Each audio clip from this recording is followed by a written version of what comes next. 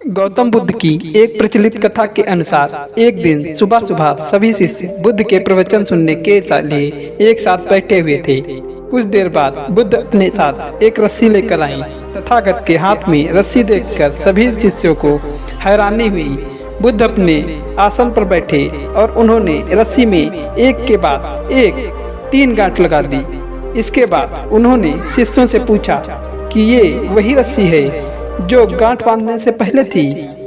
इस प्रश्न के जवाब में एक शिष्य ने कहा कि तथागत, इसका उत्तर थोड़ा मुश्किल है।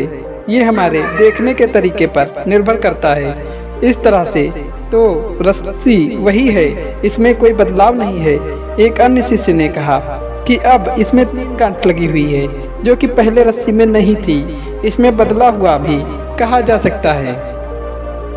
कुछ शिष्यों ने कहा कि वास्तव में मूल रूप से रस्सी वही है लेकिन बदली हुई दिख रही है, लेकिन इसका मूल स्वरूप बदला नहीं है। शिष्यों की बात सुनकर बुद्ध ने कहा कि आप सभी सही बोल रहे हैं, अब मैं इन गांठों को खोल देता हूँ। यह बोलकर बुद्ध रस्सी के दोनों सिरों को खींचने लगे। बुद्ध ने पूछा कि इस प्रकार रस्सी की गांठें खुल जाएंगी।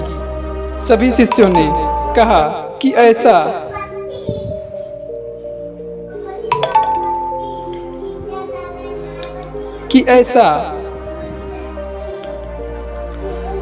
सभी शिष्यों ने कहा कि नहीं, ऐसा करने से तो गांठें और ज्यादा कस जाएंगी, इन्हें खोलना और मुश्किल हो जाएगा।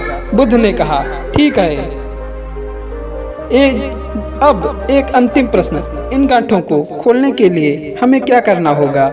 शिष्यों ने कहा कि हमें इन गांठों को ध्यान से देखना होगा जिससे हम जान सकें कि इन्हें कैसे लगाया गया। इसके बाद हम गांठों को आसानी से खोल सकते हैं। बुद्ध इस जवाब से संतुष्ट हो गए और उन्होंने कहा कि ये सही बात है।